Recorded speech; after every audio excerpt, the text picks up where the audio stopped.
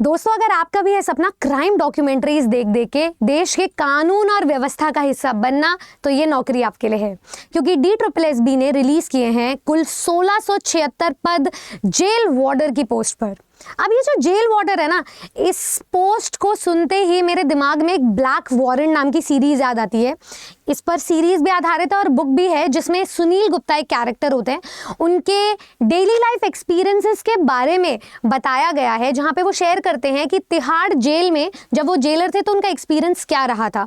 रोजाना बेसिस पे उनको नैतिक कितने डिसीजंस लेने पड़ते थे, कितने एग्जीक्यूशन करने पड़ते थे, कितने कैदियों से डील कर कर अपने मानसिक संतुलन को स्टेटिक और स्थिर रखना पड़ता था। तो ये सारे के सारे चीजें आप भी अपनी लाइफ में अनुभव कर सकते हो अगर आप भी इस जेल वार्डर की पोस्ट पर अपॉर्चुनिटी ग्रैब करना चाहते हो। देखो, दिल्ली की नौकरी है, दिल वालों की दिल्ली है, आपको बहुत रिलैक्सेशन भी मिलेगा, लेकिन आपको थोड़ा मेंटली स्ट्रांग होना पड़ेगा। अब वो मेंटल स्ट्रेंथ तो आपको किसी भी सेंट्रल लेवल की नौकरी के लिए चाहिए ही होगा।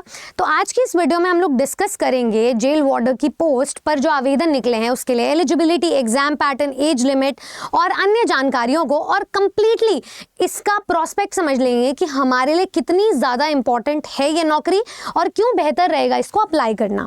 तो देखिए, सबसे पहले मैं आपको बता देती हूँ 4 जुलाई को इसका नोटिस आया था और 8 जुलाई से इसकी आवेदन प्रक्रिया शुरू होने वाली है। आखिरी डेट रहेगी 7 अगस्त। यानी कि आपका जो भी मैं योग्यता डिस्कस करूंगी उसमें अपनी एजुकेशनल क्वालिफिकेशन की जो लास्ट डेट है उसको अपनी फॉर्म फिलिंग की कट ऑफ तक ही मेंशन करना। मतलब जो फॉर्म फिलिंग की लास्ट डेट होगी वही आपकी एलिजिबिलिटी की कट ऑफ डिसाइड करेगी। तो देखिए, सबसे पहले मैं आपको यहाँ पर दिखा देती हूँ कुल 2119 पदों पर नौकरी निकली है, जिसमें कि वार्डर मेल ओनली पर 1676 पद हैं और यहाँ पर बोला गया है कि आप आखिरी डेट आपकी वही रहेगी। ठीक है, आप तब तक ही फॉर्म फिल कर सकते हो। मैं आपको इसकी एलिजिबिलिटी पर एक बार ले चलती हूँ। इसके लिए जो एलिजिबिलिटी है उसमें कुछ नहीं है, आपको बहुत ज़्यादा एजुकेशन की नहीं लेकिन फिजिकल स्ट्रेंथ की ज़्यादा ज़रूरत रहेगी। तो देखो, डिपार्टमेंट है इसका दिल्ली प्रिजन और एजुकेशनल क्वालिफिकेशन में आपके पास 10+2 यानी कि सीनियर सेकेंडरी 12th की डिग्री या होनी चाहिए किसी भी रिकॉग्नाइज्ड बोर्ड या इंस्टीट्यूशन से। उसके बाद जितने भी मैट्रिक्स हैं वो आपके फिजिकल स्ट्रेंथ के हैं। तो देखिए, स्टैंडर्ड ऑफ फिजिकल मेजरमेंट में पहली चीज़ आ जाती है आपकी हाइट और चेस्ट। आपकी हाइट होनी चाहिए 170 सेंटीमीटर, जिसमें रिलैक्सेशन है 5 सेंटीमीटर का, पर वो कुछ लिमिटेड कम्युनिटी को है।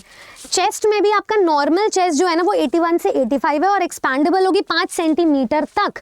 रिलैक्सेशन 5 सेंटीमीटर का यहाँ पर भी मिलेगा। इन दोनों में जो रिलैक्सेशन मिल रहा है 5 सेंटीमीटर का, वो सिर्फ उन कैंडिडेट्स को मिल रहा है जो गोरखास, गढ़वालीज या फिर डोगराज हैं या कोई भी ST शेड्यूल्ड ट्राइब्ड कैंडिडेट्स हैं। ठीक है, अच्छा, नोट बता देती हूँ, कोई रिलैक्सेशन परमिसिबल नहीं है फिजिकल स्टैंडर्ड के लिए। और यहाँ पे पूरा क्लेरिफाई किया हुआ है कि अगर लोअर लिमिट अनएक्सपैंडेड चेस्ट की 81 सेंटीमीटर है, जिसमें मिनिमम एक्सपेंशन 5 सेंटीमीटर का है, तो आपका ये जो एक्सपैंडेड चेस्ट है वो 86 सेंटीमीटर होनी चाहिए। पर अगर आपकी अनएक्सपैंडेड चेस्ट जो है किसी भी कैंडिडेट की 85 सेंटीमीटर है, तो एक्सपैंडेड चेस्ट 5 सेंटीमीटर तक का ही रिलैक्सेशन है तो 90 सेंटीमीटर होनी चाहिए। तो मिनिमम एक्सपेंशन 5 सेंटीमीटर का मैंडेटरी है। कोई अपर लिमिट नहीं है चेस्ट की मेजरमेंट में। और जिनको रिलैक्सेशन मिल रहा है उसके बारे में मैं बात कर चुकी हूँ। मेडिकल स्टैंडर्ड की बात कर लेते हैं। आपकी जो आई साइट है, जो विजन है, वो 6/6 होना चाहिए। दोनों आंखों में कलर ब्लाइंडनेस से आप फ्री होने चाहिए हो। कैंडिडेट्स को बो लेग्ड नहीं होना चाहिए, नॉक नीज नहीं होना चाहिए, फ्लैट फीट, वैरिकोज वेन नहीं होना चाहिए या फिर स्क्विंट नहीं होना चाहिए आंखों में, और उनका हाई कलर विजन पोजेस होना चाहिए। आपकी जो मेंटल हेल्थ है वो अच्छी होनी चाहिए, बॉडीली हेल्थ भी अच्छी होनी चाहिए। किसी भी फिजिकल डिफेक्ट से आप फ्री होने चाहिए हो जो कि आपके परफॉर्मेंस, जो ड्यूटी की डिमांड है ना, उसमें बाधा डाल सकता है, इंटरफेयर कर सकता है। तो PT जो आपका फिजिकल एंड्योरेंस टेस्ट होगा उसके टाइम पर एक चेक किया जाएगा किसी भी डिफेक्ट या डिफॉर्मिटी को। अगर पाया गया तो आप बाहर भी हो सकते हैं, इनएलिजिबल हो सकते हैं। ठीक है, अच्छा, फिजिकल एंड्योरेंस टेस्ट की बात कर लेती हूँ। पहला टेस्ट होगा आपका रेस का। तो 1600 मीटर रेस है, 6 मिनट में आपको कंप्लीट करनी है। उसमें आपको कुछ रिलैक्सेशन भी दिया जा रहा है, जैसे अगर 31 साल तक के हो तो 6 मिनट, अगर 31 से 40 साल के हो तो 7 मिनट, अगर 40 साल से ऊपर हो तो 8 मिनट। बात कर लेते हैं कि जो क्वालिफाई करेंगे वही फर्दर आगे एलिजिबल हो पाएंगे। तो दूसरा आपका जो टेस्ट होगा वो होगा 13 फीट लॉन्ग जंप होगी आपकी, और 3 चांसेस में आपको क्वालिफाई करना है। तो जो लॉन्ग जंप है वो 31 साल तक के जो अभ्यर्थी हैं उनको सिर्फ 13 फीट तक का दिया जाएगा। जो 31 से 40 साल के उनको 12 फीट का, और जो 40 साल के ऊपर उन्हें 11 फीट का रिलैक्सेशन दिया जाएगा। बात कर लेते हैं अब तीसरा जो आपका टेस्ट होगा वो होगा 3 फीट 9 इंचेस हाई जंप होगा। ये भी आपको क्वालिफाई करने के लिए 3 चांसेस दिए जाएंगे। तो अगर ये जो 3 फीट 9 इंचेस हैं ये 31 साल तक वैलिड है। 3 फीट 6 इंच हो जाएंगे ये 31 से 40 साल वालों के लिए, और 40 साल के ऊपर वालों के लिए 3 फीट 3 इंचेस हो जाएंगे। आगे बोला गया है कोई भी अपील नहीं दायर की जा सकती है पीटी के अगेंस्ट। आपको किसी एक्सपीरियंस की जरूरत नहीं है, ये खास बात है। आपकी जो एज लिमिट है वो 18 से 27 साल तक है, बट जो भी रिलैक्सेशंस मिलेंगे वो मैं लास्ट में डिस्कस करूंगी। लास्ट पेज पर सब कुछ गिवन है। जो आपका पे स्केल है वो बहुत ही हैंडसम है। आपकी जो 21,000 मतलब जो बेसिक पे आ रही है वो आपकी 21,700 से लेकर के 69,100 तक जा रही है। आपका ये पे लेवल 3 है, ग्रुप सी की नौकरी है, जनरल सेंट्रल सर्विसेज में आता है, ये नॉन मिनिस्ट्रियल और नॉन गेजेटेड है। अच्छा, तो यहाँ तक अब आपकी जो एजुकेशनल क्वालिफिकेशन है वो कंप्लीट हो जाती है और वही स्टूडेंट्स आवेदन कर सकते हैं। इसके अलावा मैं आपको कुछ और बातें बता देती हूँ। स्टूडेंट्स को लग रहा है एलिजिबिलिटी क्राइटेरिया के लिए और क्या चाहिए, आप भारत के नागरिक होने चाहिए, आपकी जो एज लिमिट है और एजुकेशनल क्वालिफिकेशन और एक्सपीरियंस है वो सब मैच करना चाहिए। एक्सपीरियंस की जरूरत नहीं है तो बाकी 2 चीज़ें मैच करनी चाहिए। आपकी कोई भी जो एलिजिबिलिटी क्राइटेरिया उसकी लिमिट 7 अगस्त तक हो सकती है, जो आपकी अप्लाई करने की लास्ट डेट है। बात कर लेते हैं एप्लीकेशन का प्रोसीजर ऑनलाइन रहेगा DSSB में कि ऑनलाइन वेबसाइट पर ही सब कुछ गिवन है। मैं step by step form filling भी डिस्कस करूंगी। उसके बाद मैं आपको बता देती हूँ एप्लीकेशन फीस सिर्फ 100 रुपये है, और उसमें भी एग्जाम्पशन दिया जा रहा है महिलाओं को, और जितने भी कैंडिडेट्स है SC ST और PWD के या फिर एक्स सर्विसमैन कैटेगरी हैं उनको एग्जाम्पशन दिया जा रहा है। किसको नहीं दिया जा रहा है, अगर आप एक्स सर्विसमैन हो जिन्होंने ऑलरेडी एम्प्लॉयमेंट सिक्योर की है किसी भी सिविल पोस्ट में, सेंट्रल गवर्नमेंट या फिर government of NCT of Delhi के अंडर, या फिर कोई भी उसका ऑटोनमस या लोकल बॉडी है रेगुलर बेसिस पे, और आपको सारे रिजर्वेशन के बेनिफिट्स भी मिल रहे हैं एक्स सर्विसमैन वाले उनकी री एम्प्लॉयमेंट के लिए, तो आपको फीस से एग्जाम्पशन नहीं दिया जा रहा है। तो ये छोटी छोटी बातें हैं। आपका जो पेमेंट मोड होगा वो SBI ePay के थ्रू ही होगा, और कोई और मोड आपका एप्लीकेबल नहीं होगा, और किसी भी केसेस में सर्कमस्टांसेस में फ़ी रिफंड नहीं होगी। उसके बाद अब ये जो आपका वार्डर की पोस्ट का एग्जाम है वो जनरल पोस्ट के अंडर आता है, तो ये 1 ईयर एग्जाम है। उसके बाद आपके सारे फिजिकल स्टैंडर्ड्स के मैट्रिक्स वाले टेस्ट होंगे। तो 1 ईयर में आपका जो पोस्ट कोड है वो 15/25 है, याद रखिएगा। 2 घंटे का आपका पेपर है, 200 क्वेश्चंस 200 नंबर के आपको दिए जाएंगे, और ग्रांड टोटल भी आपका 200 बन जाता है। तो जो आप टीचिंग परीक्षा में या टीचिंग एग्जाम्स में जो आप पेपर 1 देखते हो ना, जिसमें आपके सारे सब्जेक्ट्स होते हैं जनरल अवेयरनेस वाले, रीजनिंग, मैथ्स, हिंदी और इंग्लिश, ये 5 सब्जेक्ट्स आपको 40-40 मार्क्स के ईच मिल रहे हैं। मतलब जब आप जनरल इंग्लिश पढ़ोगे तो आप 20 नंबर की नहीं पढ़ोगे जो आप TGT और PGT में पढ़ते हो, आप यहाँ पर 40 नंबर की पढ़ोगे। तो सारे सेक्शन 40-40 मार्क्स के हैं, और यही आपका जो पेपर है वो 200 मार्क्स का बनाता है, 200 क्वेश्चंस का। बस इतना ही है। नेगेटिव मार्किंग आपको मिलेगी 0.25, ये आगे चल के आपको पता चल जाएगा, ठीक है। अच्छा, आगे बता देती हूँ मॉक टेस्ट वगैरह का जो लिंक है वो वेबसाइट पर ऑलरेडी गिवन है। तो DSSB की ऑफिशियल वेबसाइट, उसके PYQs में आपको सारे मॉक टेस्ट और क्वेश्चन बैंक मिल जाएगा। मोड ऑफ सिलेक्शन में क्योंकि 1 ईयर है तो जनरल आपका रिटन एग्जाम होगा जनरल पोस्ट का, उसके बाद आपके फिजिकल मैट्रिक्स होंगे, फिजिकल एंड्योरेंस टेस्ट वगैरह होंगे। बात कर लेते हैं क्वालिफाइंग मार्क्स की। देखो जो भी जनरल पोस्ट वाले हैं, जनरल अगर आप जनरल कैटेगरी अनरिजर्व्ड या EWS को, तो 40% आपको मिनिमम लाने पड़ेंगे क्वालिफाई करने के लिए 200 में से। OBC आप दिल्ली के होने चाहिए हो तभी आपको ये रिलैक्सेशन मिलेगा, 35% पे आप पास होंगे। SC ST PWD वाले 30% पर पास होंगे, और जो एक्स सर्विसमैन है वो 5% का उन्हें रिलैक्सेशन मिल रहा है। अच्छा, बात कर लेते हैं जो भी स्टूडेंट्स जनरल पोस्ट के हैं, अगर आप क्वालिफाई करके मतलब जो कट ऑफ है उसमें मैच कर रहे हो, तो वो कैंडिडेट्स जो एज में सीनियर है उनको हायर रखा जाएगा मेरिट में, उनको पहले चूज किया जाएगा एज लिमिट के कंस्ट्रेंट की वजह से। अगर आपका डेट ऑफ बर्थ भी सेम है तो अल्फाबेटिकल ऑर्डर में इंग्लिश के अल्फाबेट के अकॉर्डिंग जिसका पहले लेटर आता है उसका चुनाव किया जाएगा। जो इंसान डिसेबिलिटी वाला है और जो अपने खुद के मेरिट पर सिलेक्ट हुआ है उसको अपॉइंट किया जा सकता है अगेंस्ट अनरिजर्व्ड वैकेंसी बशर्ते जो पोस्ट है ना वो सूटेबल होनी चाहिए पर्सन विद डिसेबिलिटी के लिए रेलेवेंट कैटेगरी की। तो आपको ये जो पोस्ट है इसमें शिफ्ट भी किया जा सकता है, तो ये एक खास बात है। अच्छा, बात कर लेते हैं अब हम यहाँ पर एज रिलैक्सेशन की। तो जैसे कि हमने बताया 18 से 27 साल है। SC ST जो ग्रुप बी और ग्रुप सी वाले उनको 5 साल का रिलैक्सेशन मिल रहा है और ये ग्रुप सी में आता है।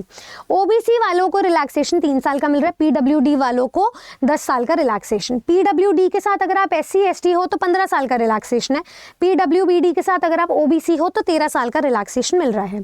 अच्छा, डिपार्टमेंटल कैंडिडेट अगर आप हो, रेगुलर गवर्नमेंट सर्विस मतलब सर्वेंट हो और 3 साल का कंटिन्यूस सर्विस का आपको एक्सपीरियंस है, तो ये तो खैर ग्रुप बी पोस्ट वालों के लिए था, मैं ग्रुप सी बता देती हूँ। आपको 40 साल तक का रिलैक्सेशन मिल रहा है, अप टू 40 ईयर्स। 45 ईयर्स हो जाता है SC ST के लिए, 43 ईयर्स OBC के लिए। और ग्रुप सी पोस्ट के लिए जो कि सेम और एलाइड कैडर है, मतलब सेम भाई भाई वाले कैडर हैं, तो उसके अकॉर्डिंग आपको रिलैक्सेशन मिल जाता है। अगर आप एक्स सर्विसमैन हो ग्रुप सी के नॉन गेजेटेड ऑलरेडी, तो मिलिट्री सर्विस प्लस 3 ईयर्स का जो पीरियड है यानी कि 55 ईयर्स, 55 साल तक का आपको रिलैक्सेशन मिल रहा है। अगर आप मेरिटोरियस स्पोर्ट्स पर्सन हो तो 5 साल का रिलैक्सेशन यानी कि 10 ईयर्स हो जाएगा SC ST के लिए, 8 साल हो जाएगा OBC के लिए। अगर आप डिसेबल्ड हो, डिफेंस सर्विस पर्सनल हो, तो 45 साल आपकी एज हो जाएगी यानी कि 50 years for SC ST and 48 years for OBC। अगर आप विडो हो, डिवोर्स्ड वुमन हो, अगर वो महिलाएं जो जुडिशली सेपरेटेड हैं और रीमैरिड नहीं है, उनको 35 साल की एज तक अलाउ किया जा रहा है यानी कि SC ST के लिए 40 साल हो जाएगा और OBC के लिए 38 साल। मतलब जो पुराने रिलैक्सेशन है उसमें आप ऐड करते जाओ कि जनरल में रिलैक्सेशन है और उसके बाद SC ST और OBC में भी रिलैक्सेशन है। तो ये था आपका रिलैक्सेशन। बाकी फॉर्म फिलिंग से रिलेटेड जितनी भी बातें होंगी, कैसे अप्लाई करना है, वो सारा प्रोसीजर हम आपको चैनल पर बताते रहेंगे। पर अब बात आ जाती है तैयारी की। सबसे पहले तो अपना एक गोल सेट कर लीजिए आप सारे के सारे स्टूडेंट्स कि आपका एग्जाम हो कब तक रहा है। अगर आपकी अगस्त तक लास्ट डेट है फॉर्म फिलिंग की, तो आप ये मान लीजिए कि कहीं ना कहीं अक्टूबर के अराउंड आपको इसका एग्जाम होता हुआ नजर आ रहा है, क्योंकि अभी PGT पोस्ट पर भी फॉर्म निकले हैं, PGT पोस्ट पर भी वैकेंसीज निकली हैं। मैं PGT इंग्लिश को भी अच्छे से एक्सप्लेन करूंगी। आप क्यूम्युलेटिवली ये टारगेट लगाइए टीचिंग और नॉन टीचिंग में। नॉन टीचिंग के एग्जाम्स पहले होते हैं, तो ये सबसे पहला एग्जाम आपको सितंबर एंड में भी देखने को मिल सकता है और अक्टूबर के बीच में कहीं पे भी। किसी भी एग्जाम की तैयारी के लिए आपको कम से कम 6 महीने से 1 साल तक यानी कि 12 महीने तक की प्रेपरेशन करनी होती है। Of course when it comes to DSSB वाला पार्ट, तो DSSB का एग्जाम क्योंकि सेंट्रल लेवल का है, तो one of the toughest exams में से एक एग्जाम आना जाता है। अब अगर आपको इसकी तैयारी करनी है तो आप इस तैयारी के अप्रोच को ऐसे मत लीजिए कि टीचिंग पोस्ट से ही निकल जाएगा। ऑफकोर्स टीचिंग पोस्ट वाला ही आपका सिलेबस रहेगा, डिटेल सिलेबस हर एक टीचर डिस्कस करेगा, लेकिन आप ये चीज़ भूल रहे हैं कि इसकी वेटेज बहुत ज़्यादा है। तो अगर आप एक टाइप का कॉन्सेप्ट भी पढ़ रहे हो तो उस टाइप के कॉन्सेप्ट से अगर 5 या 10 टाइप ऑफ क्वेश्चंस आपके बन पा रहे हैं तो वो आपको प्रैक्टिस करनी पड़ेगी और बढ़ानी भी पड़ेगी। क्योंकि अगर आप टीचिंग पोस्ट की तैयारी करते हो तो आप 20 ही नंबर ले पाओगे, पर अगर आप जेलर की पोस्ट पे तैयारी कर रहे हो, वार्डर की पोस्ट पे तैयारी कर रहे हो, तो आपको वो 40 मार्क्स मिलेंगे उस सेक्शन में से। तो नंबर ऑफ टॉपिक्स का जो नंबर ऑफ डेडिकेटेड आवर्स हैं वो आपको बढ़ाने पड़ेंगे। अपने सिलेबस को और डीप डाइव जाकर के समझना पड़ेगा और तब जाकर आपकी तैयारी होगी। सारे टीचर्स आपको वही मिलेंगे लेकिन थोड़ा इन डेप्थ पढ़ाएंगे। अगर आप हमारे साथ आज तैयारी करना चाहते हो तो देखो 2 तरीके हैं। एक तो यूट्यूब की हमारी फ्री क्लासेस हम शुरू करेंगे। मैं अपनी क्लास का कोई भी टाइम रखूंगी तो वो 1 बजे का रखूंगी, याद रखिएगा। टीचर्स अड्डा यूट्यूब चैनल पर चैनल को सब्सक्राइब कर दीजिए। दूसरा, मैं आपको बता देती हूँ, इन सभी की पोस्ट पर अगर आपने डायरेक्शनल अप्रोच से तैयारी नहीं करी तो आपका बहुत बड़ा लॉस है, क्योंकि आप एक बहुत बड़े समाज का हिस्सा बनने जा रहे हैं, कानून और व्यवस्था का हिस्सा बनने जा रहे हैं। तो उस बड़े चेंज के लिए वो बड़ी तैयारी करना ज़रूरी है। आप जैसे ही हमारी ARA 24/7 की वेबसाइट विजिट करेंगे, मैं आपको यहाँ पे दिखा देती हूँ, जैसे ही आप ARA 24/7 स्टोर को विजिट करेंगे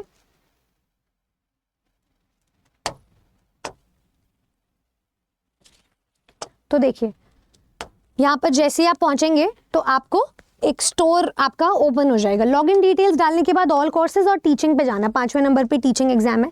जैसे ही आप जाओगे DSSB पर, ठीक है, तो DSSB में आपको अभी वार्डर की पोस्ट पर भी एग्जाम्स बैचेस दिख जाएंगे, ठीक है, लास्ट में कहीं दिख जाएगा हो सकता है,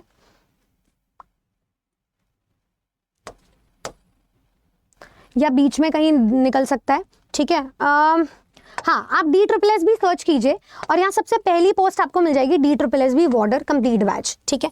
अब इस वार्डर की पोस्ट पर देखिए, आपको मैथ्स पढ़ाएंगे आयुष सर, आपको जनरल अवेयरनेस पढ़ाएंगे गौरव सर, आपको हिंदी पढ़ाएंगे शिवम सर, आपको इंग्लिश पढ़ाएंगी मैं और आपको सोशल साइंस, मतलब वो पूरा जो जनरल अवेयरनेस वाला पार्ट है ना, वो सनी सर पढ़ाएंगे और रीजनिंग वाला पार्ट पूरा का पूरा आपको अभिषेक सर पढ़ाएंगे। तो ये 6 महीने का आपका बैच है, पर इसमें आपको जो लाइव क्लासेस मिल रही हैं उसमें टोटल सारे के सारे एग्जाम्स वाली तैयारी हम करवाएंगे और इन डेप्थ तैयारी करवाएंगे। तो आप इस बैच का हिस्सा बन सकते हो। इसमें अभी फिलहाल हम लिमिटेड सीट्स ले रहे हैं ताकि स्टूडेंट जो सीरियस है ना सिर्फ वही इस एग्जाम के लिए आए। जैसे आप बाय नाउ पे जाएंगे तो आपको बैच की सारी डिटेल्स वगैरह मिल जाएगी। वैसे तो हमारे बैच का प्राइस 10,000 है, पर इस पर आप डिस्काउंटेड कूपन कोड लगा लेना, वो मैं दे देती हूँ Y449, ठीक है। जैसे ही आप ये कूपन कोड लगाएंगे तो देखिए आपका जो 10,000 का बैच है उस पर आपको 7,899 रुपीज़ का डिस्काउंट मिल गया है। तो आपका जो बैच का प्राइस है वो हो गया है 2,000 रुपये, ठीक है। ये आपको और सस्ता पड़ जाएगा, 1,900 समथिंग पड़ जाएगा जैसे आप हमारी एप्लीकेशन डाउनलोड करेंगे तो ये आपका डिस्काउंटेड कूपन कोड है, इसे नोट डाउन कर लीजिए। इनफैक्ट ये किसी भी बैच में काम आएगा। जब मैं टीचिंग और नॉन टीचिंग दोनों समझाऊंगी तो आप DSSS का महापैक ले सकते हो या टीचिंग का महापैक ले सकते हो, जिससे कि ये डिस्काउंटेड कूपन कोड यूज़ करके आप अपनी मैक्सिमाइज कर ले तैयारी को। खैर, ये तो हुई कानून और व्यवस्था की बात। अगर आप भी सच में देश के मेजर चेंज में कंट्रीब्यूट करना चाहते हो, दिल वालों की दिल्ली में नौकरी चाहते हो, तो इससे बेहतरीन नौकरी कुछ नहीं होगी, क्योंकि सबसे ज़्यादा पोस्ट पर ये नौकरी मिल रही है। इनफैक्ट अभी 2 से 3 सालों में जो सबसे ज़्यादा पद देखने को मिले हैं वो यही पद हैं। तो मैं रिक्वेस्ट करूँगी स्टूडेंट से कि ज़रूर अप्लाई करें, क्योंकि वही तैयारी है पेपर 1 की ही जिससे आप मल्टीपल एग्जाम्स निकाल सकते हो, मेरिट बना सकते हो। So all the very best. अगर आपके बाकी कुछ और डाउट्स हैं तो आप मुझे कमेंट सेक्शन में ज़रूर बताएं। बाकी और जानकारी के लिए सब्सक्राइब कर लें इस परिवार टीचर्स अड्डा 24/7 को। मैं मिलती रहूँगी आपसे सिलेक्शन ओरिएंटेड जानकारी के साथ और रेगुलर क्लासेस के साथ। Thank you.